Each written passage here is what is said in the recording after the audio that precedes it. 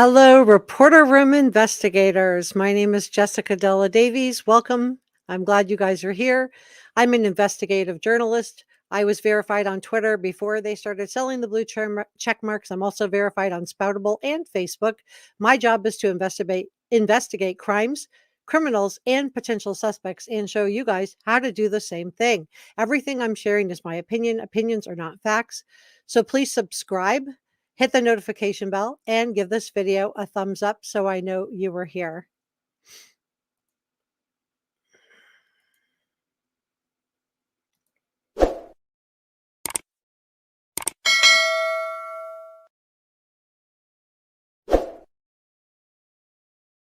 Come on in and tell me where you're from, you guys, and bring your questions. Come on in, come on in. So I just want to say a special thank you to our producers, George, Jane, Sasha, Angel, and to our channel members. I would also like to thank all of our subscribers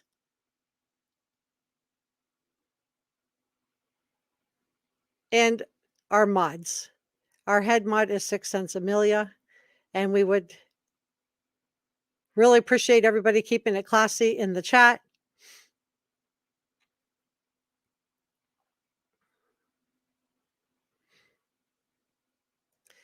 And if you would like to have your name appear just like that, you just need to hit the join button and you too can become a channel member. So let's get started. Now the father of one of those victims is shedding some light on what happened that night.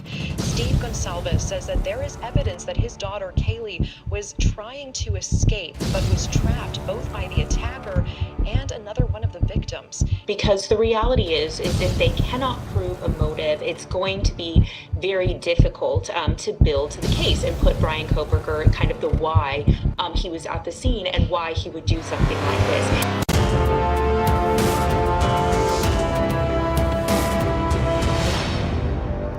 This is Reporter Room with Jessica Davies. Hello. Okay, so let's get started. I have 5 packages ready to go, including a lost interview that I had to go digging for today. Let's talk about what we're going to do today, and then I'm going to say hello to chat. So we're going to be continuing our investigation into the Idaho 4 student case. So Bryan Kohberger is innocent until proven guilty, but he's the only person who's been arrested, indicted, and who's sitting in jail. So I'm going to be discussing this case in terms of him. So today we're going to be talking about the scrubbed internet interview with Kaylee Goncalves' father, Steve. I think I know why it was scrubbed. And I'm going to share that with you in just a second. I think he let something slip. This was right before the gag order took effect. We're also going to be talking about Bethany and Dylan and the real reason they survived. We're going to be talking about geofencing, and we're going to get into that because you can't understand the interview and what I caught with the Steve Goncalves interview without knowing a little bit about geofencing. We're not going to go too deep into it, but we're going to just do a little brief overview. So let's get started with the geofencing, and then we'll talk about the roommates, and I'll share with you the Steve Goncalves interview. Let me say hello to chat. Got a lot of great people in the chat today. Sonia, thank you so much for being a member for 23 months. I really appreciate your loyalty to Reporter Room. May's here, Brandy, and Jazz. Come on in, come on in. Jane is here. DM is here.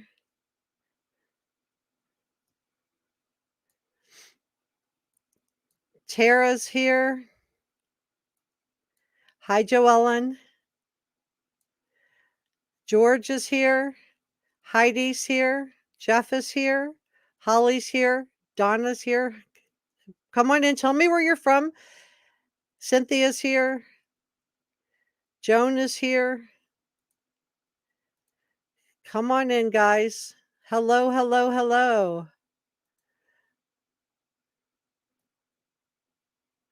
Welcome. I'm so glad you guys are here today. Please bring in your questions. Micro Kimmy's here. Jetta's here. The Jewel is here. We're going to have a great chat. Brother Mike is in the house. Susan. Paula. Tell me where you're from. Kamie's here. Hi, Jilly. And Boomer Girl. Bruce, Bauer, Deanna, Vicky, Brandy. All right. I'm so glad you guys are here. Give this a thumbs up. Let's get started.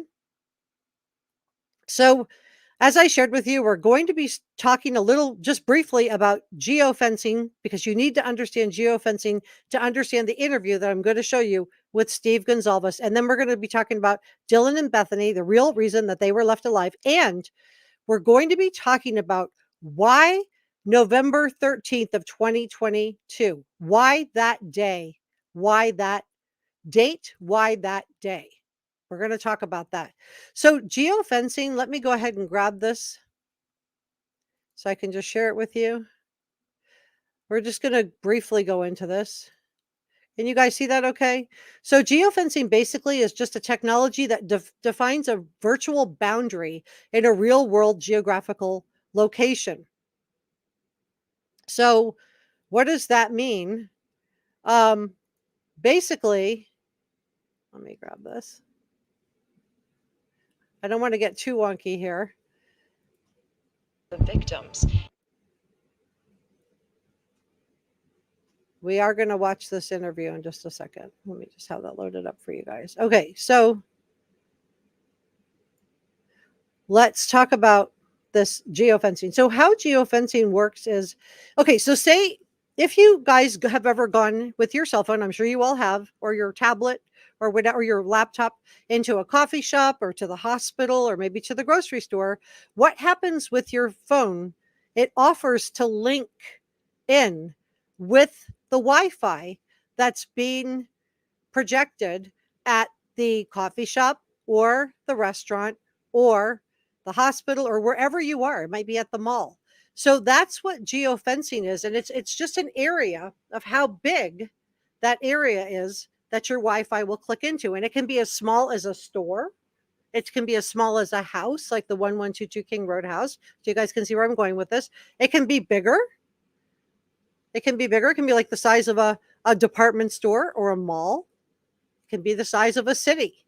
So if a perpetrator was good at technology, and we know that BK is, he could have stalked any one of the victims remotely. And I shared with you the video on blue snarfing. If you haven't seen that video, you'll want to watch that next. I did link it for you in the description below. So in this case, the stalker can read your emails, your texts, your apps, your social media. They can even answer on social media or on your emails as you.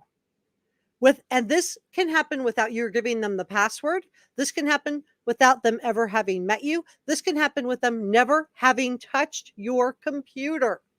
So if your devices are connected, this perpetrator would have access to your whole system. So cyber stalkers usually gain access through a remote access Trojan, right? And those are harder to detect. But is it possible that BK's phone shook hands? That's a nice way of just saying tapped in. It doesn't mean he had to connect all the way in with the 1122 King Road house Wi-Fi. Because when your cell phone's set on default setting, it's going to be in search mode. So even though you don't connect to that Wi-Fi, whether you do or you don't, your phone will still get the offer to do it. So it will show up on your system and it will show up on their system. And this is how stores know what to market you. This is sometimes why you go to the coffee shop and then the next day you'll see all kinds of advertisements for Starbucks. So did the 1122 King Road house router shake hands or make contact without logging an actual phone number? In this case, law enforcement would have known potentially about 2 connections on November 13th. And I'm going to talk about the roommates and why they were spared. And I'm going to share this interview. I just want to give you this little overview so you know what you're listening to. So the 2 different phones that we know that would have not have lived at the house, that would have connected in to the Wi-Fi at the 1122 King Road house would be one, the DoorDash driver, and that would have been around 4 a.m. And the other one would have been the perpetrator's cell phone. And we know that would have happened. We saw that car do a 3-point turn and finally park around 4:04 a.m. Depending on how big the parameter was, it should have clicked in somewhere around between 4 and 4:06 a.m. So it's really easy for someone to stalk you online, even for a regular person who's not technically savvy. They can still stalk you. But if they're technically savvy, and we know BK applied for a job with the Pullman Police Department, right? And what was he going to teach the Pullman Police Department? Technology, how to fight crime using technology. So, how did BK pick the victims? How were they chosen? Was it simply he saw them at the Mad Greek? And then how did he find out where they lived? Well, he could have learned Maddie, Kaylee, or Xana's full names simply by listening to how other people address them in public. We know that there was a phone ping at the University of Idaho. And he could have been that he simply followed one of them to class and sat in and got the last name. So once he had the first and last name, he could simply go to Instagram, search any name with the tag of the University of Idaho, or maybe whatever he thought the major was for that particular young woman, or maybe the sorority that she was in. And then, boom, her photo would pop up. Then he only had to follow this young woman and then follow her friends. And we know from multiple sources that BK, and I'm going to show you the sources tonight, that BK was following Maddie and Kaylee on Instagram. He was liking, according to Christy and Steve Gonzalez's, Maddie's posts over and over, like. But he was following both of them. So by seeing when they uploaded their photos and when they uploaded their videos, he would have learned a lot, in my opinion, about what their schedules were like. What time were they out and about? Where were they? What time did they eat? When did they sleep? So when nothing's getting uploaded at all, you might think, well, they're probably asleep now. So he could have learned a lot about their schedules just from what he saw on social media. And you guys should be aware of this for your own personal selves as well. So many people believe that BK may have entered the house before to know the room plan, and he might have, but he didn't have to because the home was up for rent on Zillow. And I'm going to be streaming BK's hearing this February 28th, so this Wednesday at 3:30 p.m. Eastern time. That's New York time. So I hope you guys will join me for that. So BK did reportedly do something similar to a WSU colleague or classmate. And so the fact that he could have gotten all this other information, and this can be gotten from for any of you guys, this could happen to anyone. It's not far-fetched at all. And that's why I wanted to just give you just a brief overview as to what the geo was and what that meant, what I meant by that. So you guys could understand the interview, which I'm going to show you in just a second. Let me say hello to chat. Please bring me your questions. Let's see. Please bring me your questions. Tell me what you guys are thinking. It's good to see you guys. All right. Yeah, please give this a thumbs up. Thanks, Mike. Yeah, I need all the help I can get with the algorithm. So tell me where you're from, but bring me your questions too and your comments. I want to hear what you guys are thinking. We don't all have to agree, right? We don't all have to agree on everything, but I want to talk about this geo tracking and this long lost interview. I had to look everywhere to find this interview because it's been scrubbed from the internet. So what agency would have the ability to scrub something like that? It had to be federal, right? To get it scrubbed. And if you guys know who I can attribute to this interview, I would love to know. Okay, so the Jewel says it happens also when a car drives past your house and interferes with your Wi-Fi. Bluetooth is on, they can connect. Very interesting. Don One says he thought his Wi-Fi was off. On the morning at 9 a.m. it wasn't off. When he went to Albertsons, it wasn't off. On the 12 times that phone was pinging in the area, it wasn't off. And there may be some other times that he visited also where it wasn't off, that maybe it didn't ping on a tower ping, but it wasn't off. And we don't know if it was on airplane mode or if the phone was completely turned off. We don't know, but it doesn't matter. It doesn't matter. That this geo tracking will grab your information. It's mostly done to protect stores' securities and to gather information about you to sell you stuff. But it can be used by law enforcement also. And it can be used for nefarious purposes also. McDonald's dropped their prices, but they aren't free. Yeah, try just saying something random and see if you get an ad for it.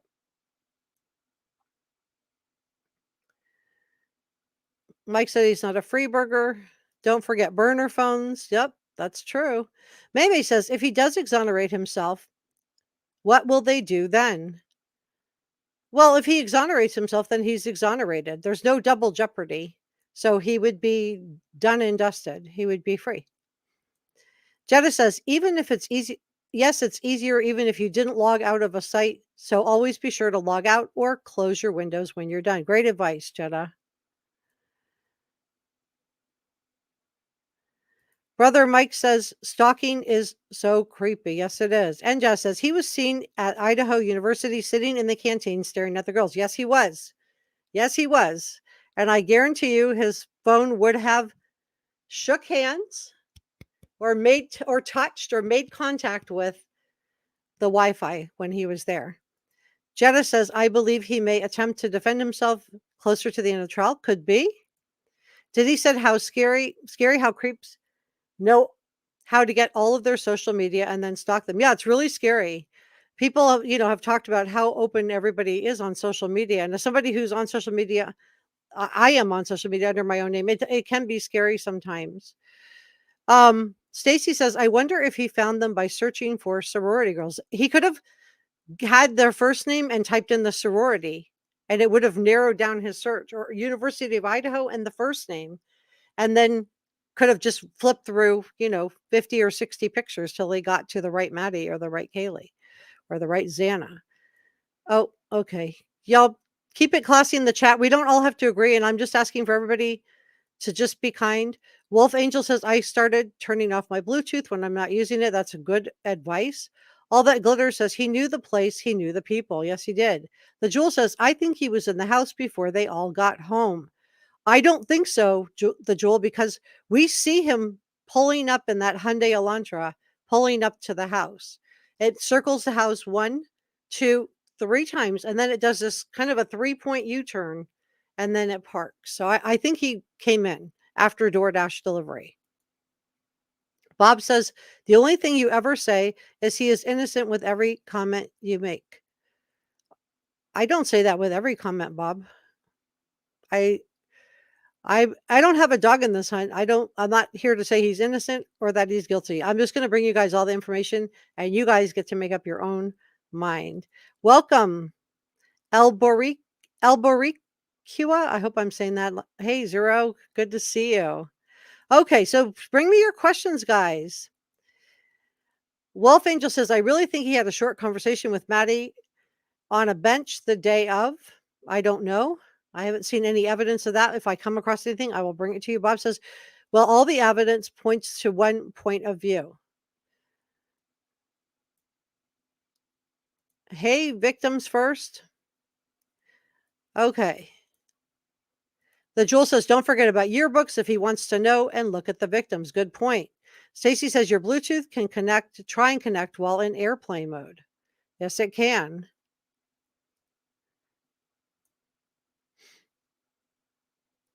Janice giving advice, be sure to log off the apps and email. Don't leave it open. Good advice.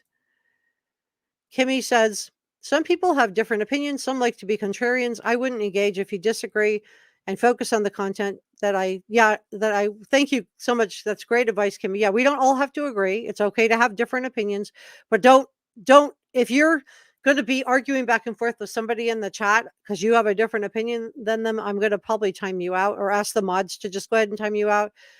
Everybody, let's just keep it classy. All opinions are welcome. All opinions are welcome. Please don't target anybody with your comments. Make your comments, it's fine. Just don't target them at anybody else. Okay? I think that's a good way to so everybody feels comfortable. I don't want somebody to feel bullied out of the chat because they have a differing point of view. Stacy says, "What about the alleged private investigator? Did he follow through with that?" Well, yeah, they did. It wasn't alleged. Steve and Christy did hire their own private investigator, but now they're using an attorney because there is a gag order in place. So I don't know what they came across, Stacy. That's a great question. I don't know. El Barique, I hope I'm saying your name right. If I'm not, please forgive me. If they have that, it came over. Victims first said, "Why turn off and on his phone? I know sometimes I just lose a signal. MPA back roads." Jane says, "Staring at the girls is creepy."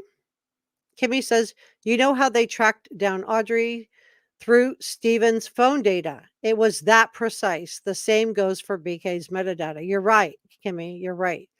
Okay, so let's talk about that some more.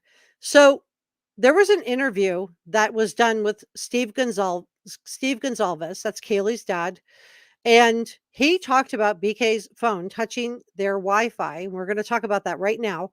And then we're going to talk about the real reason the perpetrator spared Dylan and Bethany. And we're going to talk about why that day, November 13th, was chosen. Why that day. So in the interview with Steve that was taken down, it's the one where he said that BK was touching the Wi-Fi. He also said the victims did not know BK. They didn't know him. He knew them, but they didn't know him. And of course, he has a lot more information than what we have. So when asked about a possible motive, Steve Gonzalez hypothesized that BK committed this crime, watching my words here, these crimes, for some sick research interest stemming from his criminology studies. That's crazy. So he thinks he did it for research purposes. That's really sick and twisted, you guys, if it's true. So when you take your cell phone or laptop to a coffee shop, hospital, or store, you'll be shown a list of other networks you can connect to. So was BK's phone logging into that 1122 King Road house? And would this have shown up at the 1122 King Road house phone router and also on BK's cellular phone?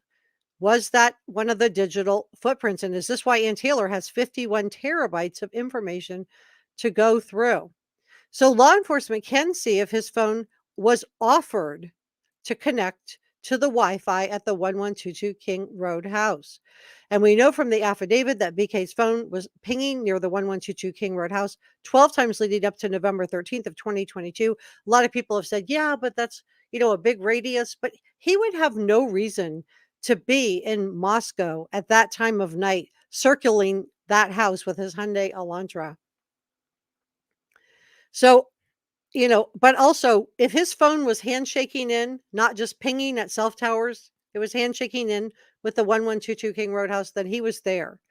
So was BK sitting up in that apartment complex located just behind the 1122 King Road house watching the victims? And I shared with you before that I believe he was intentionally, and maybe unintentionally, but intentionally accessing Kaylee's Bluetooth.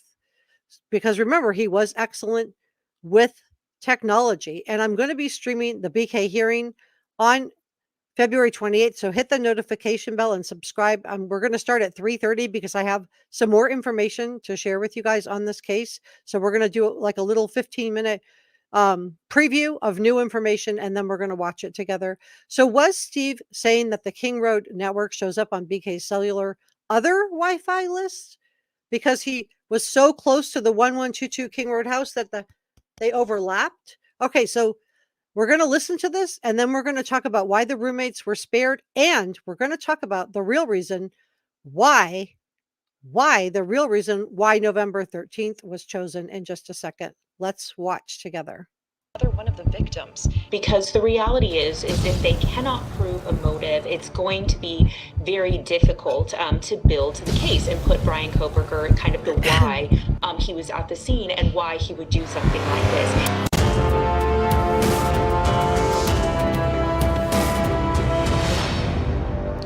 This is Reporter Room with Jessica Davies. Hello, Reporter Room investigators. Oh my gosh, we have so much stuff to get into.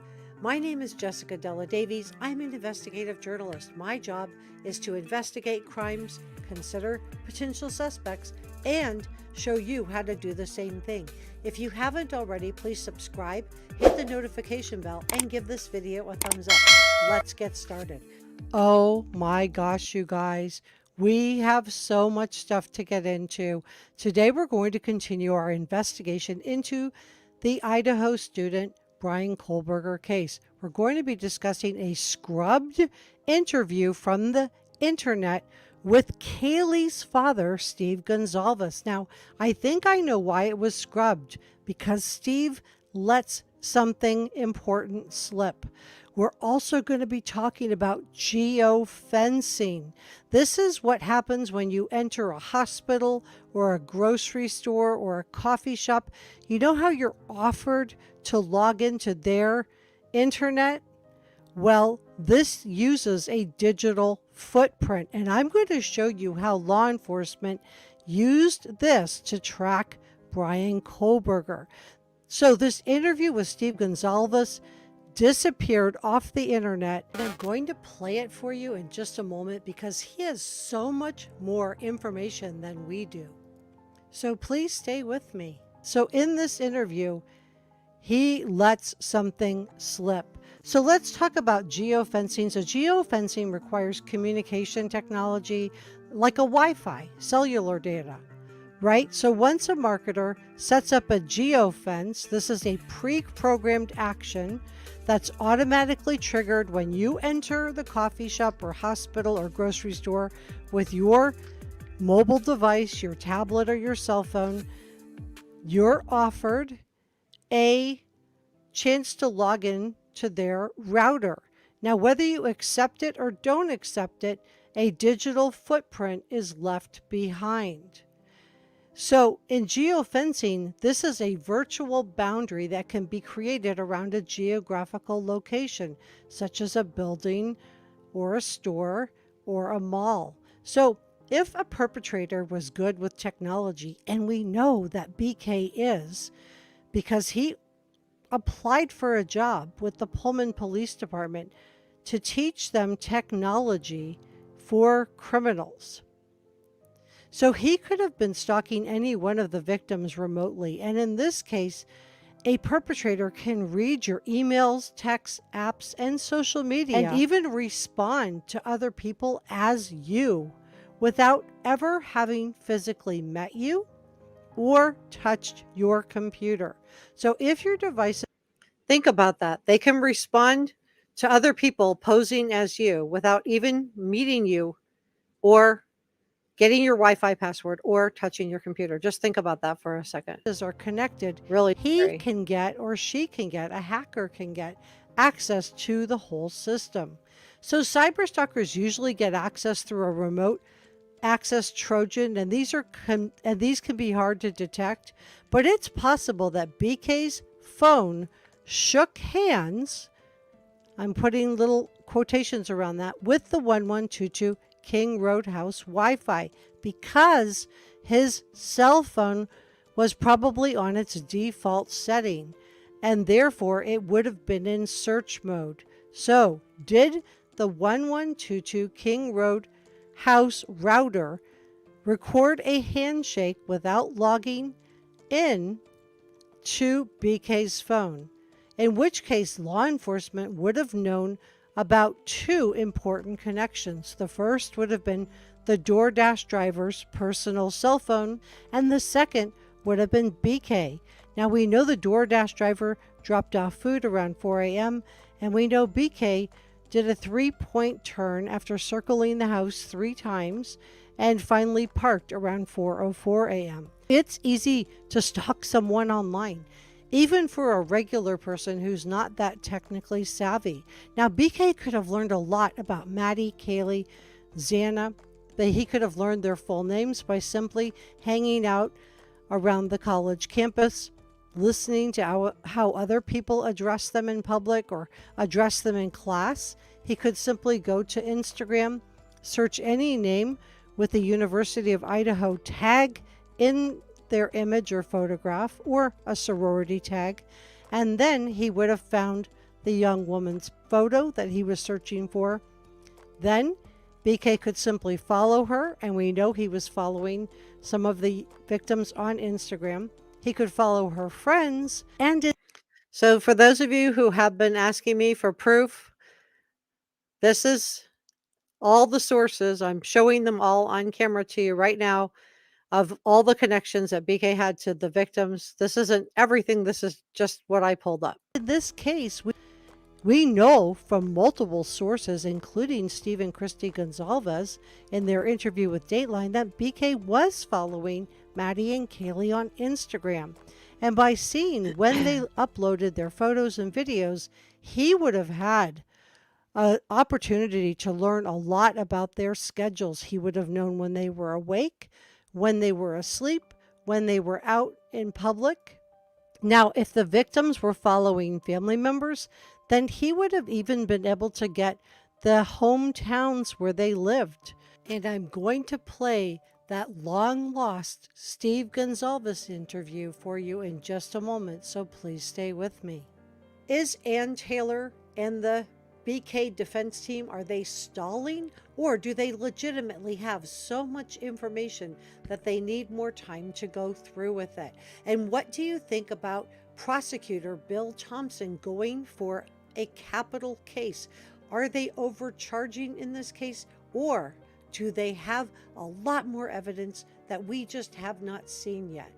Many people believe that BK entered the 1122 King Road house before November 13th of 2022, and I am talking about this case in terms of BK. He is innocent until proven guilty, but because he's the only one that's been indicted and arrested and is sitting in jail, I'm going to be talking about this case in terms of BK.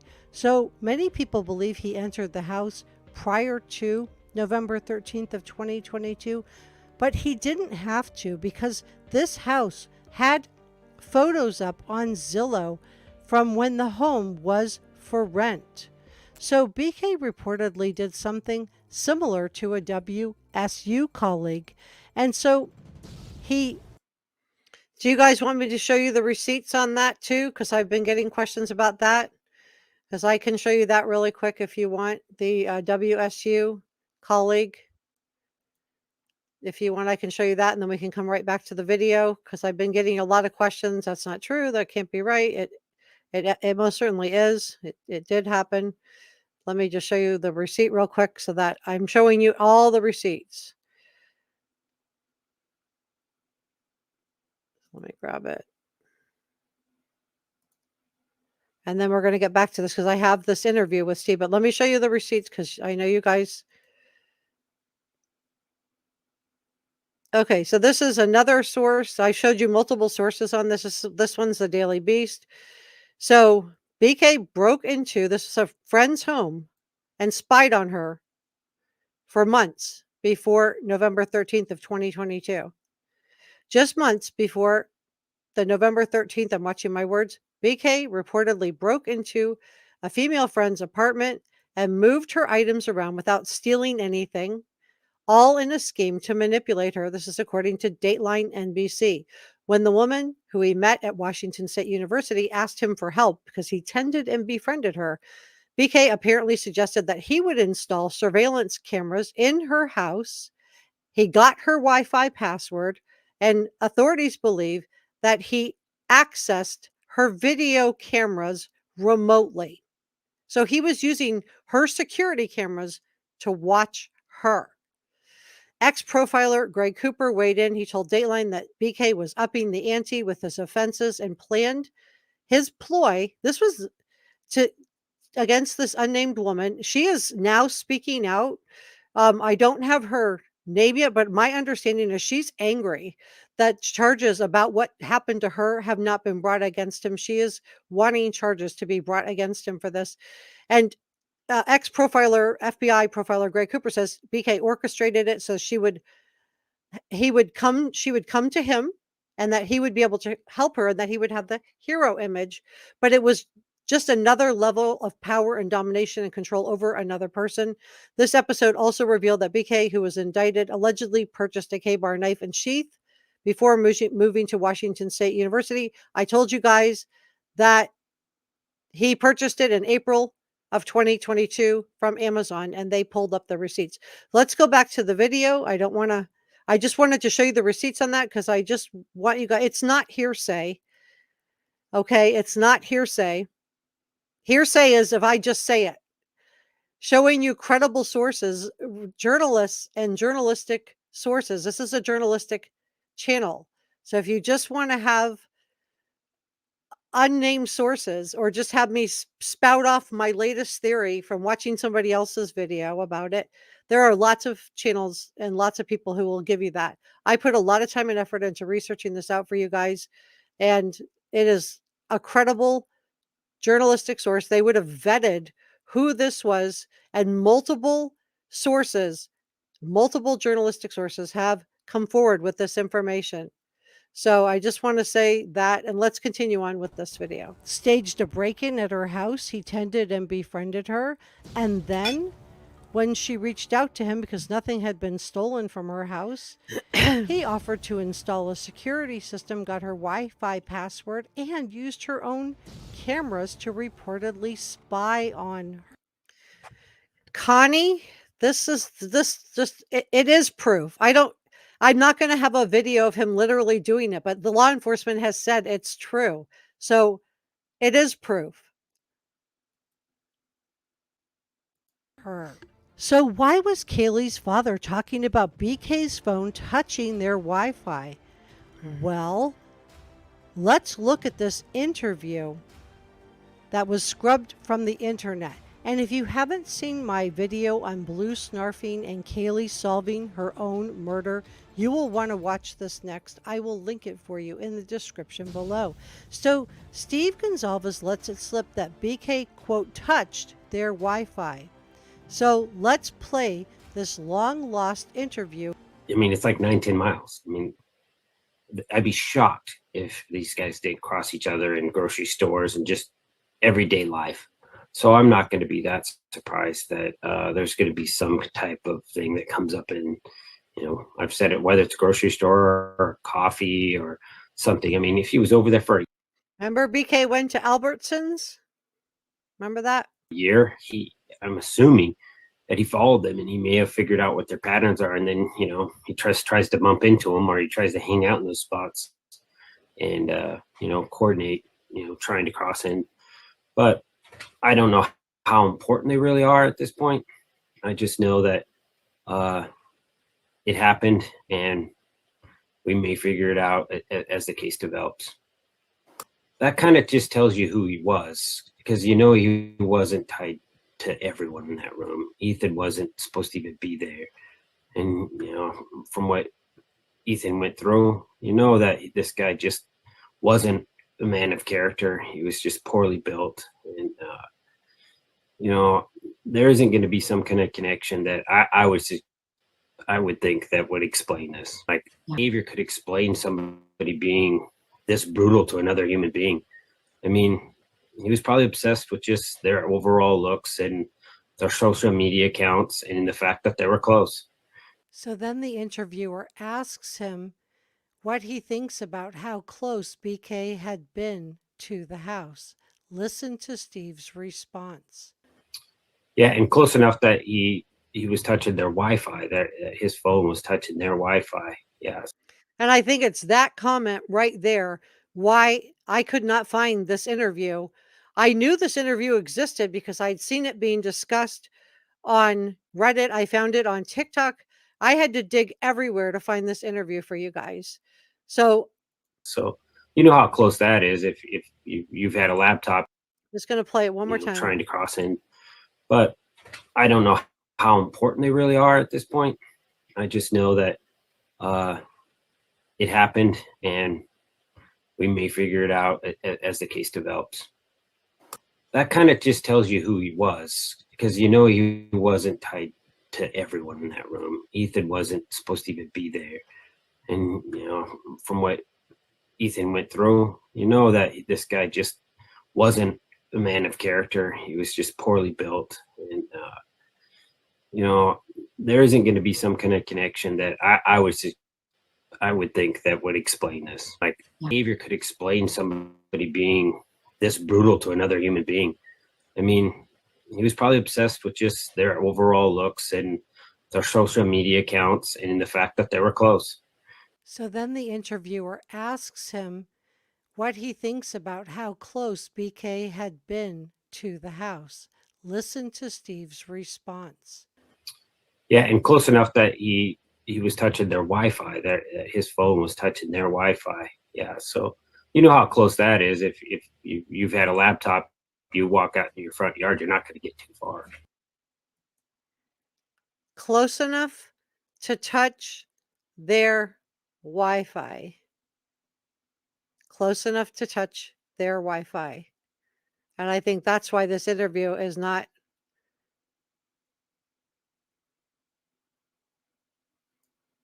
on the internet. So we're going to talk about the roommates in just a second.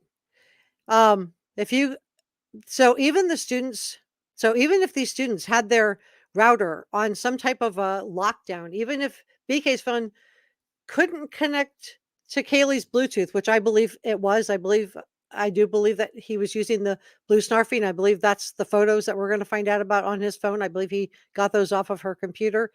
It would still be, his phone would still be recorded as attempting to touch or shake hands, however you want to define it, into that 1122 King Road house router. So most cell phones, and that's how they found this child, Audrey Cunningham. That's how precise the cell phone is. They found it using Don Stephen McDougal's cell phone. So even if students, so most cell phones, and I'm going to talk about the roommates and why they're still here in just a second. And I also want to tell you why the November 13th date, why did he choose that date? I'm going to share with you that in just a second. So most cell phones come with the setting set to automatically join. This is the default setting for your cell phone, for your tablet, for most of them. So your cell phone will reach out to any router within range and will be offered the option to join their link. But if you don't join their link at the store or the hospital or at your friend's house or a coffee shop, then a digital record of the handshake or touch, which is just simply the offer to join, is created. And that is there forever. You'll recall in the Alex Murdaugh case, they were able to learn a lot from Maggie's cell phone too. So was Steve Goncalves told that law enforcement had used this as a lead during this process? Did he let this slip in the interview? And is this why the interview was basically scrubbed off the internet? Because I found out about it from just reading blogs and reading online about stuff. But when I went to go look for the interview, I could not find the original interview. I don't know who conducted the original interview, but um, but I do think it's, really interesting that this can be used to track a lot of things. It makes it a lot harder for criminals to get away with stuff now, because I don't think most people do know about this digital touch or this digital handshake, that this is creating a record of where you are everywhere you go. So in this case, law enforcement knows the cell phone number for BK. They would have been able to trace him this way, not just on that day, but on the weeks and months leading up to this. So this is a step beyond those cell phone pings where people could say, oh yeah, but it would ping on that tower, which by the way is right by the house. There's 4 towers in Moscow and one is right by the 1122 King Road house. But if his phone logged into Kaylee's Bluetooth, which I believe it did, and if his phone handshaked with their Wi-Fi, that's why Ann Taylor, in my opinion, has 51 terabytes of data. So did law enforcement use this to trace BK? And I'm going to talk about the roommates in a second. We know BK's phone pinged in Blaine and pinged again in a few other places, and then again at the house at 9 a.m. at the 1122 King Road house. And without turning his cell phone off, BK retraced his drive from the night of November 13th. This time he had to let the cell phone be on. And he ended up on camera going into the Albertsons grocery store. Guess what happened when his phone entered the Albertsons grocery store? He was offered a handshake, a touch. There's a record created, and law enforcement would be able to look at those images of him at Albertsons and the fact that his phone is doing that and show you that it was his phone. It was him with his phone pinging at the 1122 King Road house, not just the cell phone tower data. So that's why I wanted to go through this geo trafficking with you. So law enforcement would be able to get CCTV of BK entering, shopping at, and exiting Albertsons. They would have been able to match all of this and track him very, very well using this geo fencing to his cellular data. And I think this is why Ann Taylor has so many terabytes of digital information. So we're going to talk about why the roommates were spared right now. And then I'm going to tell you why BK chose November 13th of 2022, why that day of all the days in the world. And also I'm going to be streaming Bryan Kohberger's hearing on Wednesday, this Wednesday, February 28th at 3:30 p.m. Eastern time. I have a whole bunch of new information to share with you on that. And I hope we can watch that together. I look forward to hearing from you. Let me pull up the roommates.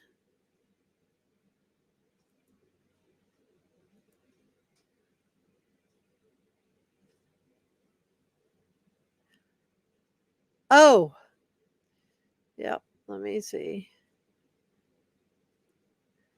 So we're going to do that next.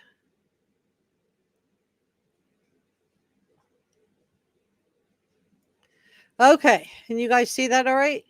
So let me check in with chat and then we're going to go through that. Let me just see. If you, please tell me your questions.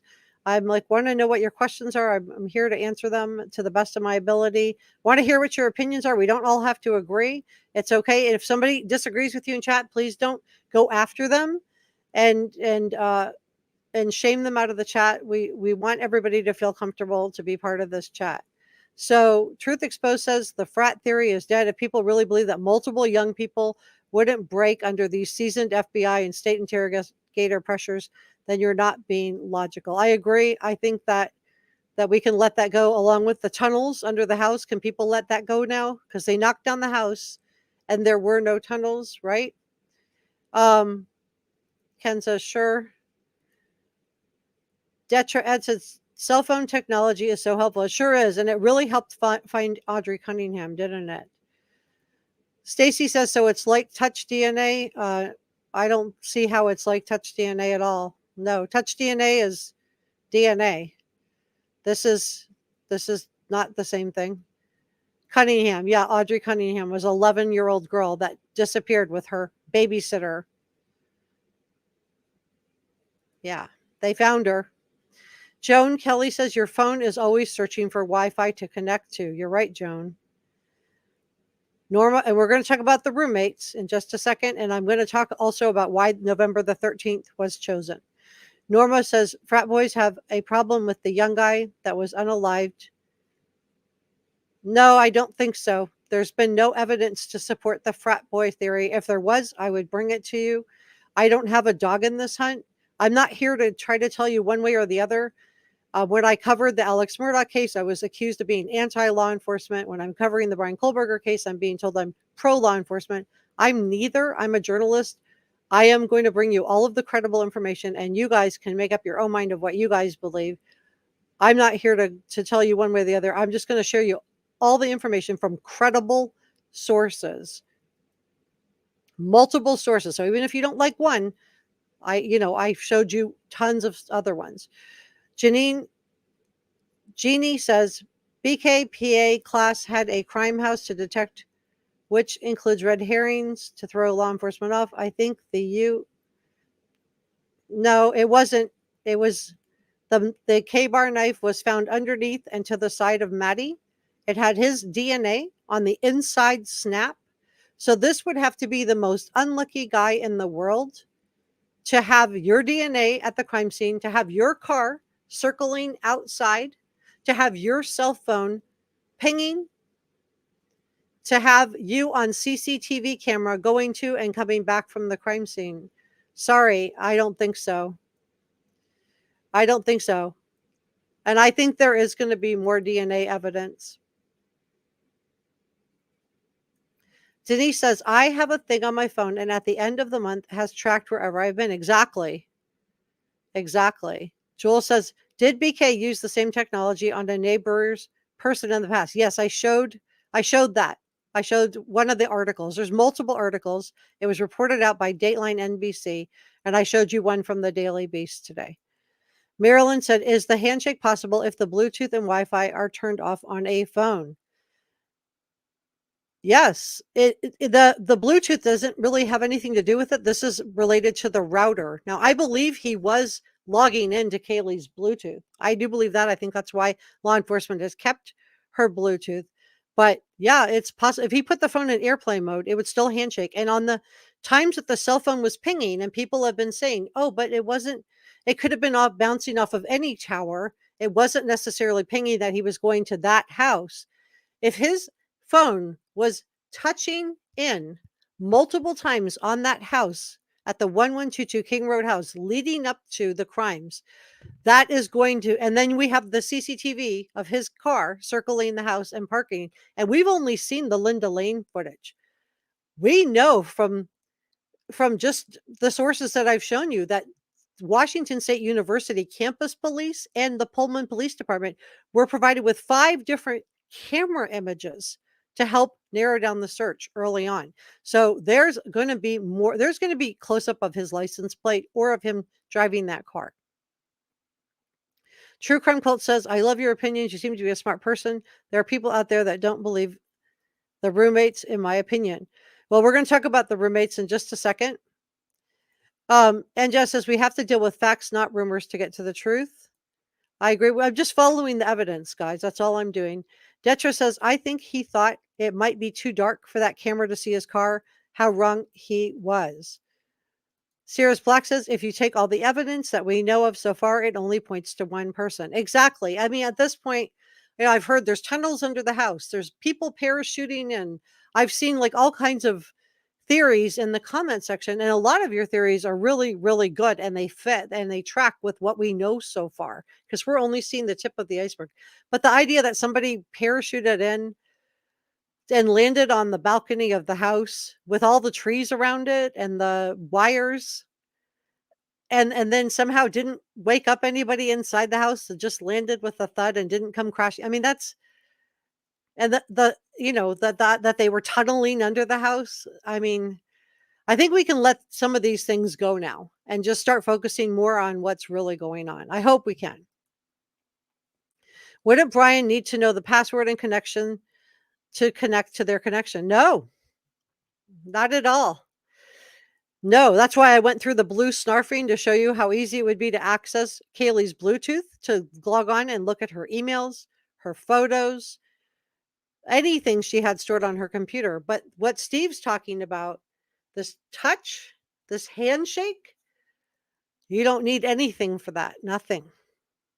Nothing. Norma says, so that was clarified about the frat boys. He was one of them. Why did that come up somewhere at the beginning? I think people just didn't know. We were just all trying to figure it out.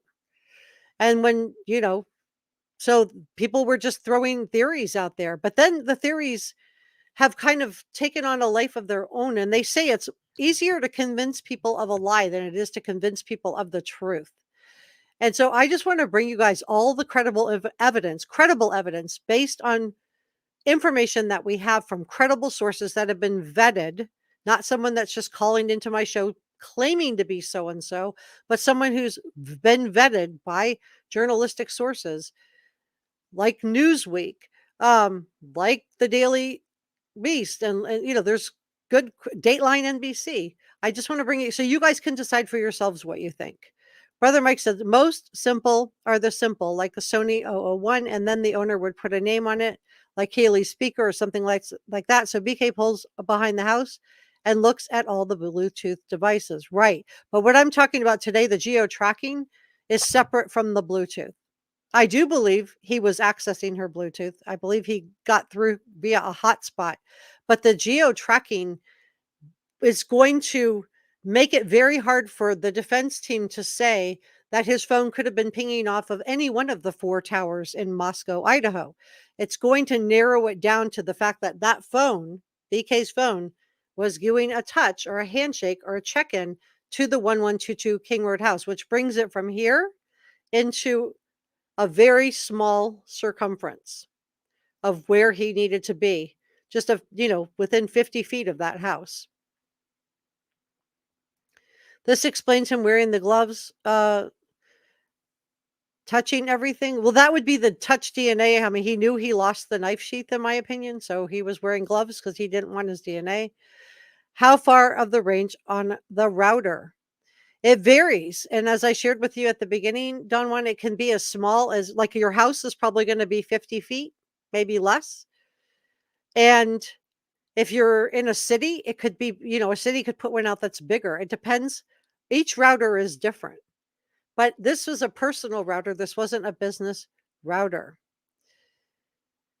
Truth Exposed says young people barely getting their ankles wet in life's puddles will not be able to lie to interrogators and fool them. I'm sorry, but that just isn't happening. I agree. And I heard the roommates had a very, very rough interview with law enforcement. I heard they were interrogated. They have attorneys now. And my understanding is there's gonna be some defamation cases for slander against some of these from the roommates on their behalf. Joellen says, when did Bryan find out that he didn't get the job with the police department? He applied for it a couple of months before, so I think we do know, but I don't know. I don't have that date in my head. You'll have to look that up on the internet, Joellen. Sorry about that, but I wasn't expecting that question. Don One says about 10 to 15 feet usually. It can be up to 50 feet, but it's not going to be, for a personal router, it's not going to be a big, big area. So it depends how the router was set. And remember, they would have had access to that router. They'll be able to know what it was. The 80s kid, hey, good to see you, says, don't forget that there was a thorough investigation. Kids must be masterminds to get this far without being caught. Come on, man. Thank you for your common sense. BK had a left footprint of his geofencing. So are you talking about a touch? Very interesting. Sierra says, I respect other people's opinions too, but I don't agree with the roommates or fraternities. They would have come up with better alibis if they were involved. Yes, I agree. Cynthia says, do you think Ethan might have been targeted? After all, he was tall, had a girlfriend in a frat with lots of friends, the anti Bryan Kohberger. There is a theory, it's called the Ethan theory, that is out there that believes that he was one of the targets, and that he was targeted because he would have been considered a Chad. He would have been dating one of the sorority girls, one of the popular girls. I didn't bring that to you guys tonight, but if you want me to do that, let me know in the comment section below, and I can bring you all of the different theories, including the Ethan theory, the 2 victim theory, the 1 victim theory, the 3 victim theory. I can bring you all the theories. Dana says, my router works all through my yard and only disconnects when I leave my driveway in the car. Right. So it's pretty close to your house, right? So you're, hopefully a neighbor 2 blocks away can't log in. El Baricua, I'm so sorry if I'm saying your name wrong. I think this is all, or Ann Taylor would have put it together. I'm going to push back on that a little bit. And I'm going to say that Ann Taylor is the only one. She's the only one who has come out and said that there's no DNA at his home, car, and office. And when did she say that? Early on in the case, right? She said it right at the beginning of the case. Right at the beginning of the case. Before, by her own admission, she had everything turned over for discovery. And to this day, she stood up at the last hearing and said she still had not gone through the 51 terabytes of digital information. What do you guys think that information is? I'm showing you what the information is. I'm telling you, it's going to be Bluetooth. It's going to be geo tracking. It's going to be blue snarfing. It's going to be cell phone pings. It's going to be all of that. And she says she can't be ready until the summer of 2025 because it's so much to go through. So this whole thing of Ann Taylor said, yeah, she said that before she had everything. I haven't heard her say that.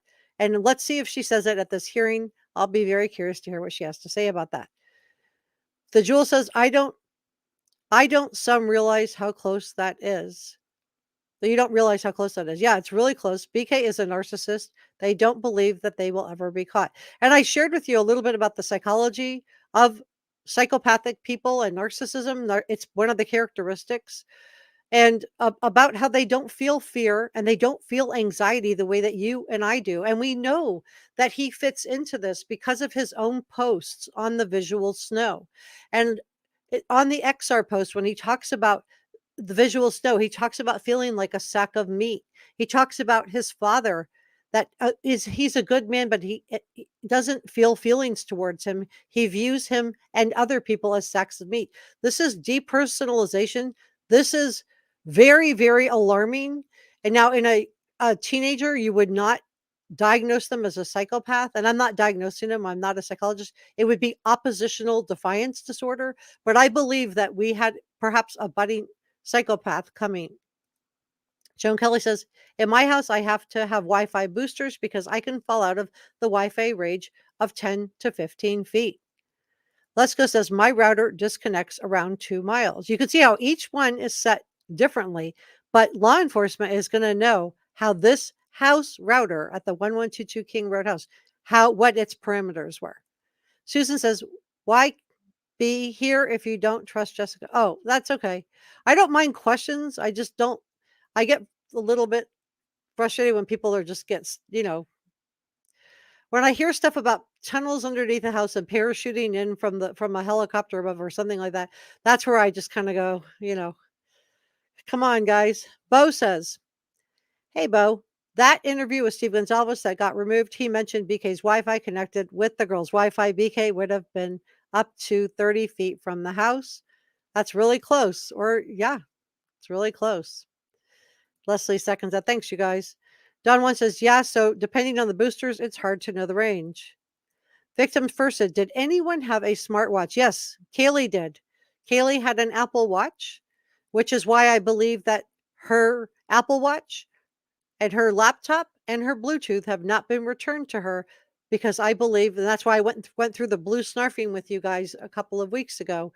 That's why I believe Kaylee may have solved her own case. And Jazz says, oh, thanks, and Jazz.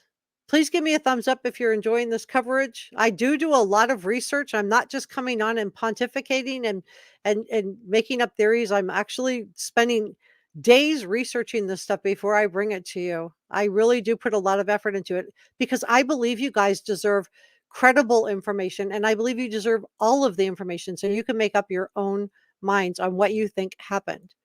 George says, frat boys had nothing to do with this. The roommates had nothing to do with this. All the evidence we've seen to date points to BK. There is likely much more evidence pointing to BK yet to come. Ken says, being tech savvy, why did BK take his phone with him? You'll have to ask him that. Just because you're tech savvy, I said this before. People want to have like a Hannibal Lecter type of mastermind criminal. They make mistakes. Sociopaths don't feel anxiety. They don't feel stress. They don't feel worried like you or I do. They have some feelings, but not any depth. So what might, make you agonize over stuff over and over may not make them. So he, I think thought he committed the perfect crime. And, I showed you guys last week that he changed his car tags 5 days after these crimes were committed. So he would have known he was changing his car tags. And this is why he felt comfortable driving his own car to the crime scene. Dana says, retail stores and restaurants that have open Wi-Fi, a party house might also. I don't know about a party house, but definitely restaurants and hotels and coffee houses and hospitals and all of those. Tara says, I'm not posting. I'm watching chat. Please don't make me time you out. Okay. Yeah, please be nice to each other in the chat. It's okay to disagree. We don't all have to agree. And you don't have to agree with me, but let's just all listen to each other at least. Cynthia said she agrees. Detra says more evidence points to him than anybody else. I agree with that, Detra. I think that we're getting to a point with the information where it's just starting to continue pointing in closer and closer to one person. The DNA matches. Heather says, I doubt, and remember, the prosecution feels really secure with this case, secure enough to bring it as a capital case, capital punishment. So if they didn't really have a lot of confidence in the evidence that they were bringing, they would not be asking for that. They would do like, a second degree or something like that. This is a capital case. So they must feel like they have a lot. And the defense had to put him in the car. Ann Taylor had to put him in the car. His alibi is he was driving around, not at home in bed with his cell phone nicely linked into his own house, but driving around in his car. So Heather says, I doubt that a guy who's educated in cloud-based forensics would not prevent this touch from happening. I keep hearing that. You doubt a guy could ever do that. Well, this is how they get caught, you guys. They always, there's the Hannibal Lecter mastermind criminal, Dr. Evil. Can we just let go of that stereotype, that trope? Most guys that do crimes like this, or women that do crimes like this, they're just average intelligence. Some are smarter, some are lower intelligence. I'm going to say his probably average. He's, studied hard, worked hard to get where he got, but he's not some criminal mastermind. He was good, but law enforcement was better. And they got him with good old-fashioned police work. Yeah, I agree. I think that he would have thought he would not get caught. Was BK that arrogant? You tell me.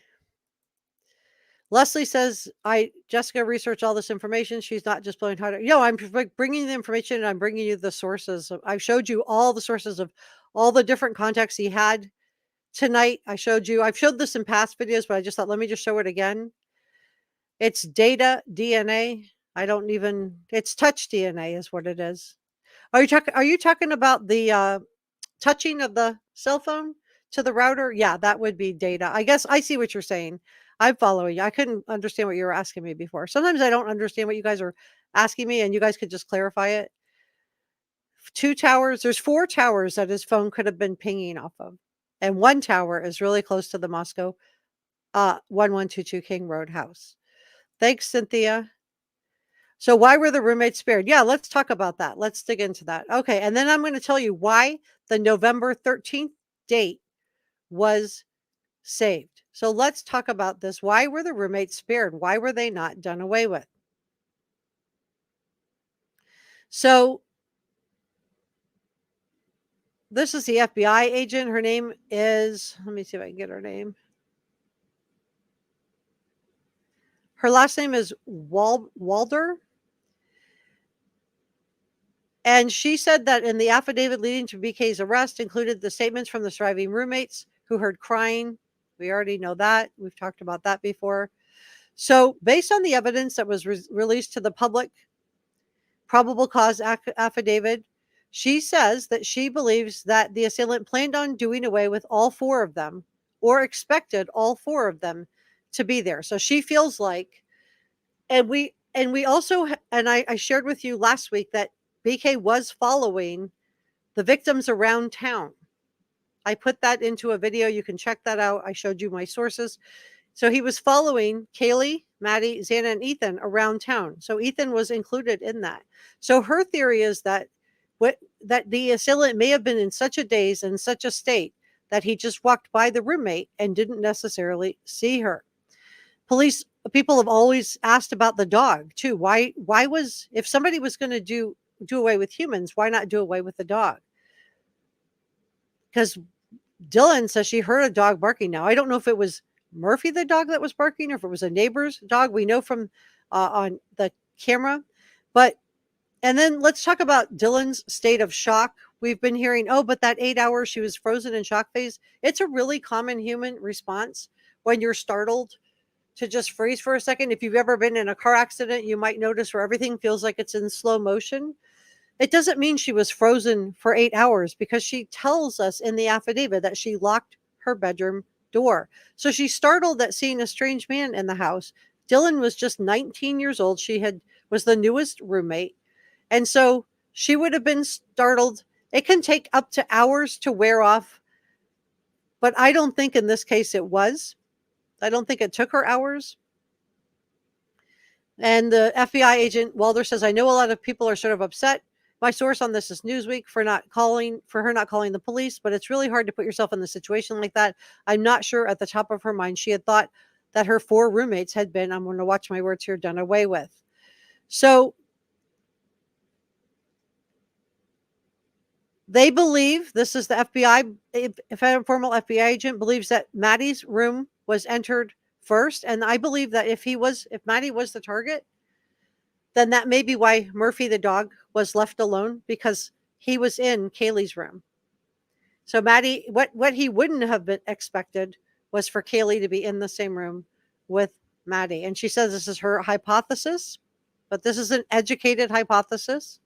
She said, again, it's my hypothesis. I believe that the sheath was left in Maddie's room. Perhaps she and Kaylee were done away with first. That means the killer walked upstairs first. And so I believe that he may have encountered Ethan and Xander, or he may have gone around the corner to the room. So do you think it would have been hard for him to know the layout of the house? And finally, parked around 4:04 a.m. It's easy to stalk someone online, even for a regular person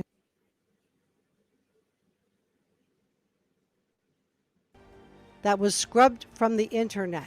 And if you haven't seen my video on Blue snarfing and Kaylee solving her own murder, you will want to watch this next. I will link it for you in the description below. So Steve Goncalves lets it slip that BK, quote, touched their Wi-Fi. So let's play this long lost interview. I mean, it's like 9-10 miles. I mean, I'd be shocked if these guys didn't cross each other in grocery stores and just everyday life. So I'm not going to be that surprised that there's going to be some type of thing that comes up in, I've said it, whether it's a grocery store or coffee or something. I mean, if he was over there for a year, I'm assuming that he followed them and he may have figured out what their patterns are. And then, he tries to bump into them, or he tries to hang out in those spots and, coordinate, trying to cross in. But I don't know how important they really are at this point. I just know that it happened, and we may figure it out as the case develops. And I'm going to share with you why the November 13th date was chosen in just a second, so please stay with me. That kind of just tells you who he was, because he wasn't tied to everyone in that room. Ethan wasn't supposed to even be there. And, from what Ethan went through, that this guy just wasn't a man of character. He was just poorly built. And, there isn't going to be some kind of connection that I would think that would explain this. Like, behavior could explain somebody being this brutal to another human being. I mean, he was probably obsessed with just their overall looks and their social media accounts and the fact that they were close. So then the interviewer asks him what he thinks about how close BK had been to the house. Listen to Steve's response. Yeah, and close enough that he was touching their Wi-Fi, that his phone was touching their Wi-Fi. Yeah, so you know how close that is. If you've had a laptop, you walk out in your front yard, you're not going to get too far. Did you catch it? Let's listen one more time. Yeah, and close enough that he was touching their Wi-Fi, that his phone was touching their Wi-Fi. Did Steve accidentally give something away? Is this why this interview has practically been scrubbed off the internet? Let me know what you think about all of this in the comment section below. Please subscribe. Okay, so let's go through why was this date picked of all the dates. Let me grab this.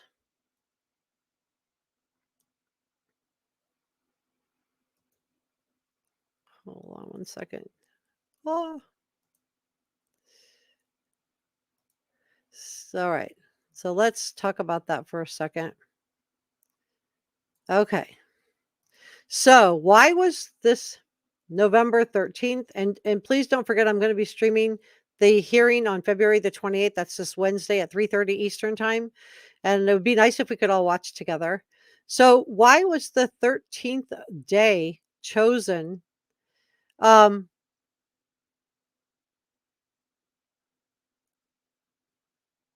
and I did look up how many cell phone towers there were in Moscow. And the nearest one is to the King Road is on Paradise Creek Street. And there are 3 other cell towns, cell towers within the city of Moscow. And this, my source for that was Adafy.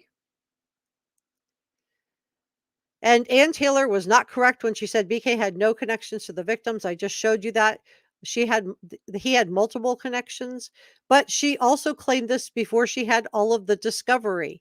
So she didn't have everything. So it was a good chance for her to kind of get out. And her job is to vigorously defend him, to give him the best defense possible. So I think she did do that. So I think that the August the 13th date was chosen because I think there was some things that led up to it. I think he was getting more and more angry. I think he was getting more and more frustrated. And, I'm going to talk about the word compulsion, right? Compulsion are noted in psychiatric literature. Um, but usually there's some kind of a triggering event, a cascade. In this case, I think it was a cascade of events. So, um, I think there was a lot going on at WSU, which was his teaching assistant job. He had been accused of grading female students differently from the male students. He had been told on October 21st, the day that Buddy the dog disappeared out of his yard, that he was failing, and he was ultimately let go from his teaching position at WSU. So I think that he think Kaylee was going to leave? If he was focused on Kaylee and Maddie, if those were his targets, if it's a 2 victim, and Kaylee was coming back one last time to show Maddie her car before she took her new job and moved out of state, then that would have been his last opportunity to have the 2 of them together, right? So that would have given him a motive to want to get over there that night and take care of it. And at first I thought Kaylee could not have been a target because he wouldn't have known she was at the house. But then I found out that she posted that iconic photo of her with the roommates and Ethan outside of the 1122 King Road house, the one where she's got Maddie on her shoulders and Ethan has his arm around Xana and Bethany and Dylan are hugged in tight for the shot.